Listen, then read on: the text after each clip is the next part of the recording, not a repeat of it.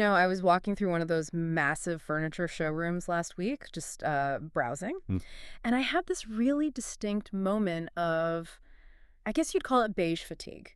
I know exactly what you mean. It was just rows and rows of these safe, neutral grays and, slightly off whites. And I stood there thinking, surely there's a science to this. Or is the whole industry just throwing darts at a color wheel? Oh, if they were throwing darts, I think the industry would be in a lot of trouble right now. It is definitely not random. No.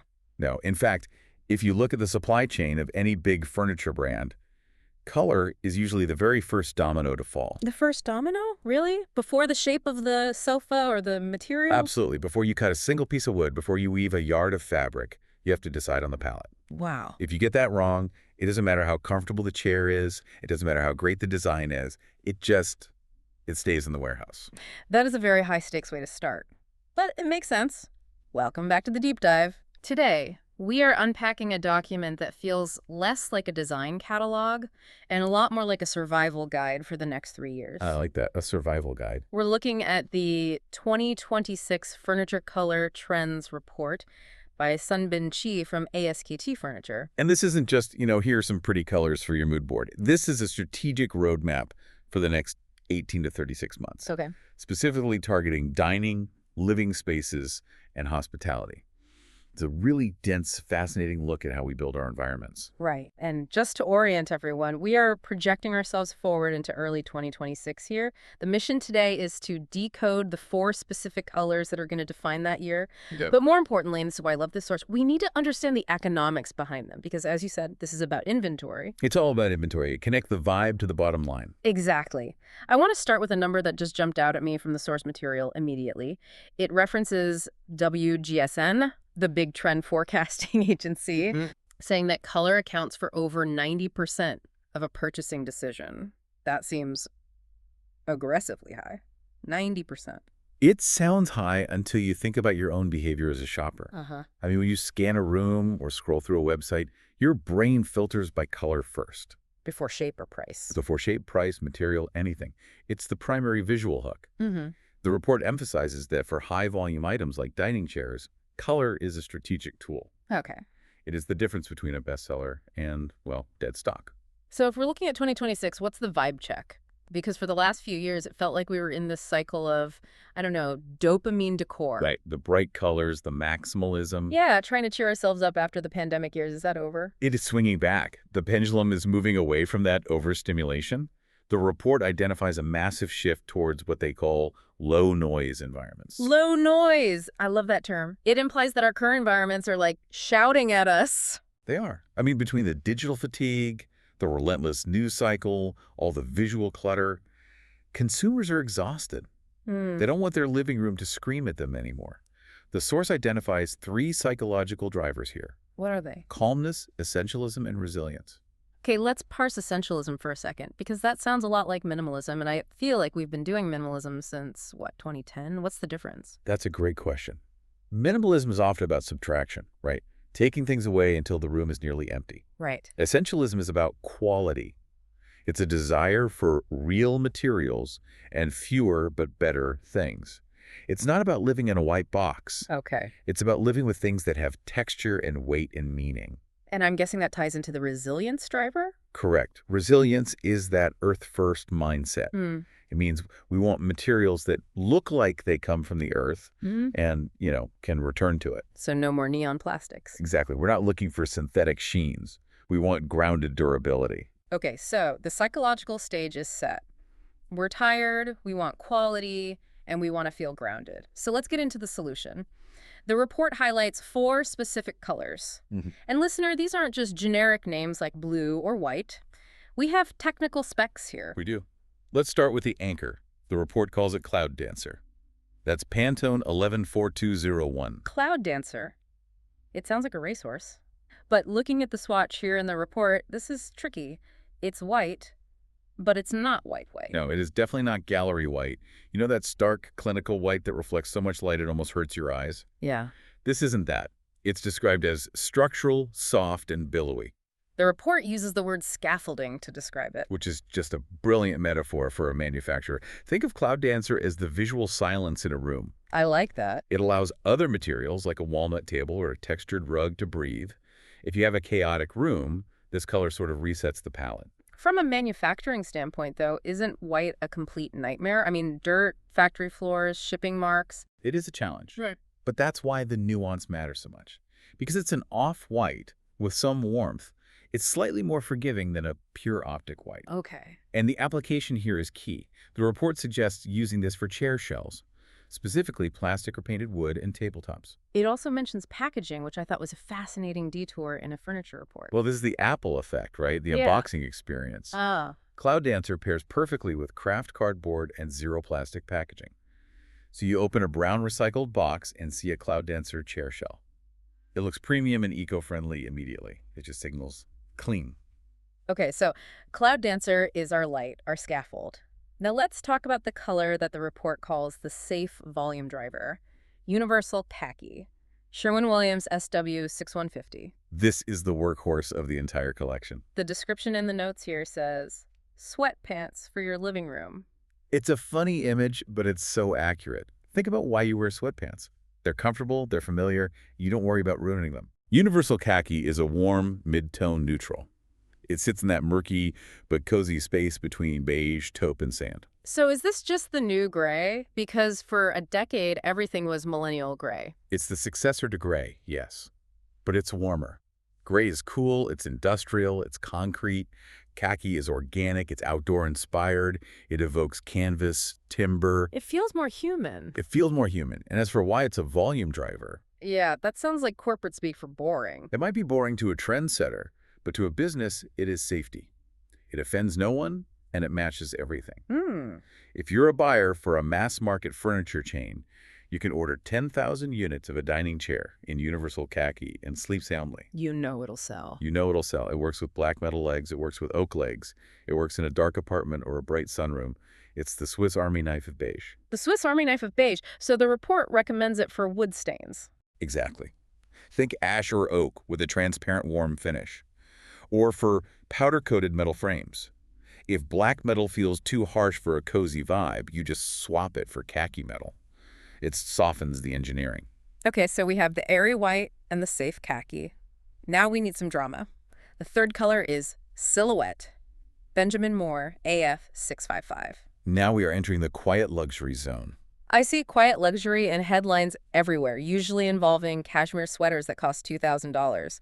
How does that translate to a chair? It translates to depth. Silhouette is a deep espresso charcoal brown with smoky undertones. It's almost black, but not quite. It feels much richer than black. Black can feel so flat, almost like a void. This has life in it. That's the smoky undertone. Yeah. It reflects light differently. The vibe here is an evening mood. Tailored, intimate. So not for the whole house. No, the report is clear on that. Unless you want to live in a cave, this is for contrast. So where do we put it? Upholstery. A dining chair in a silhouette-colored velvet or maybe a soft matte leather. Or bar stools. It immediately signals expensive to the consumer. It's the color of a boutique hotel lobby or a high-end wine bar. It's so interesting how brown is coming back. For a long time, brown furniture was just seen as grandma's house. But that was a dated brown, right? Like reddish mahoganies or orange oaks. This is a desaturated brown. Much cooler, much more modern. It grounds a room without making it look old-fashioned. Got it. So Cloud Dancer, Universal Khaki, Silhouette. It's a very solid, very neutral trio. But then the report throws us a curveball with the fourth color. It does. Transformative Teal. WGSN and Coloro 0923714. This is the outlier. It's a deep blue-green. Not quite navy, not quite aqua. The report links this to regeneration and biophilic design. This is the green link in action. We mentioned the resilience driver earlier, that earth-first mindset. Transformative Teal is the visual representation of that. It evokes algae, the deep ocean, moss. It feels alive. And there's a warning label on the report for this, which is basically bolded and underlined. Yeah. Do not use as a base. Do not. If Universal Khaki is your volume driver, Transformative Teal is your spice. You do not want a warehouse full of teal dining tables. Why not? It's a beautiful color. It is, but it's specific. It forces the customer to commit to a look. Ah, okay. Universal Khaki disappears into a room. Transformative Teal demands attention. So the strategy is to use it for accents. limited edition runs, maybe a few SKUs to draw attention at a trade show. Or details, like stitching. Stitching, piping, exactly. It's almost the clickbait of the collection. How so? It draws the eye in.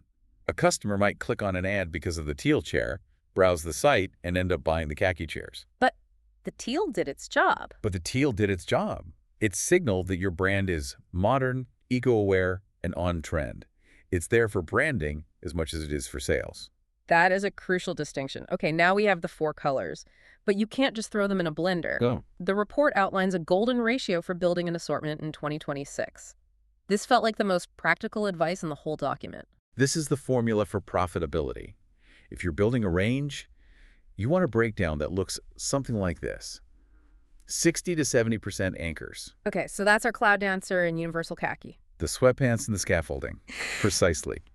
Then you want 20 to 30% depth. That's your silhouette or dark walnut woods. Right. And finally, only 10 to 20% accents. That's where the transformative teal lives. Or maybe a moss green or a terracotta. That ratio, it feels very safe. Is there a risk that it just becomes boring? There's always that risk. But you have to remember, we're talking about furniture. Right. People keep sofas for 7 years, dining tables for 10. They aren't buying a t-shirt. They need safe.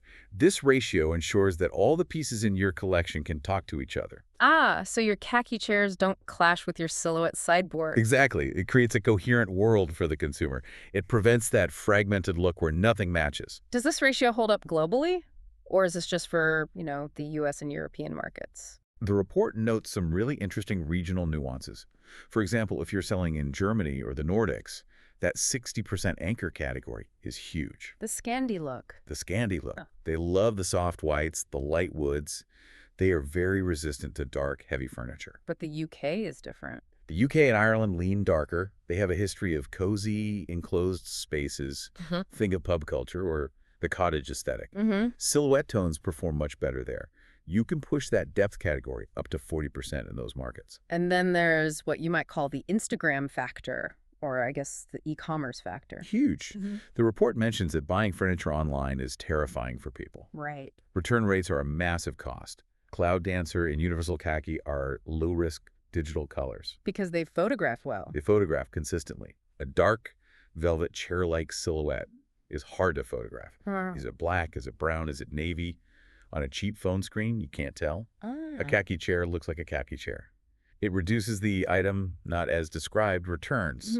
That is such a boring but profitable insight. Design for the phone screen. It's the reality of 2026 retail. I want to pivot to the technical side for a minute, because there's a section in here titled Paint versus Reality that just sounded like the voice of a frustrated engineer. It absolutely is. Right. Here's the problem. Color of the year is usually announced by a paint company. Pantone, Benjamin Moore, Right. They hand you a paper chip or a paint swatch and say, this is the color. But you can't make a chair out of paint. No. You're working with polyester, linen, polypropylene, powder-coated steels, stained oak. Each of those materials absorbs light differently. It's a phenomenon called metamerism. Metamerism. It means that a color might match perfectly under the bright lights of a factory floor in Vietnam. Okay. But when you get it into a warm, dim living room in London, the plastic looks green and the fabric looks gray. Disaster. Total disaster. So the report emphasizes creating material stories rather than pixel matching. Don't try to force the fabric to be the exact hex code of Universal Khaki. Instead, create a khaki essentials group. Find a weave that captures the spirit and the warmth of the color, even if the technical values are slightly different. It's about the vibe, not the math. Well, the math still matters for consistency, but you have to respect the material. And durability is part of that, too. The report warns against sacrificing performance for the sake of color. Yes. Just because you found a fabric that's the perfect shade of Cloud Dancer white, if it fails the abrasion test, if it scuffs or pills after a month, you've failed. The source cites ISO 9001 standards and specific seat load tests. You have to test the trend against the reality. Speaking of reality, let's talk about execution. The report mentions a concept called Kinexa. It sounds like a pharmaceutical drug, but I think it's a manufacturing strategy. It's a modular system mentioned in the source, and it's brilliant for solving this color risk problem. Traditionally, you build a chair, legs attached to a seat. If you build 500 Teal chairs and nobody buys them, you have 500 dead chairs. Right. And you can't easily recycle them because the legs are glued or screwed to the fabric part. Exactly. Conexa separates the seat from the base. You manufacture the shells, the seats, and the frames, the bases separately. So Lego for furniture. Exactly. You can stock 1,000 Universal Khaki bases. Then you mix and match. You could put a Cloud Dancer shell on it for a safe look.